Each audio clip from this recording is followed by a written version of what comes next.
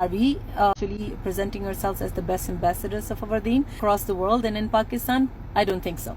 We need to understand that Islamic Republic of Pakistan was formed in the name of Islam and following the Quran and Sunnah of Prophet Muhammad sallallahu alaihi wasallam as the last prophet of Allah subhanahu wa ta'ala. Are our women fully covered like Islam asks us to?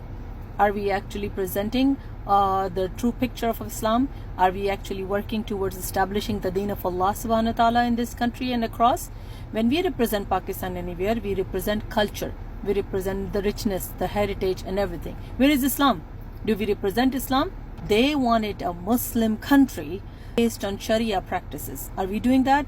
All the dancing, all the semi-naked women, all the men flirting with women regardless of their age and all that. This is not Islam. Look at the Pakistani media, look at the Pakistani community everywhere around the world.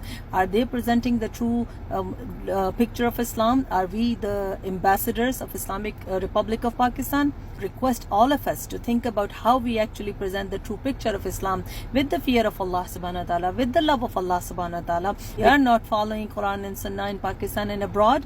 We are doing a disservice to this country, we are doing a disservice to this community, and we are not being the best ambassador.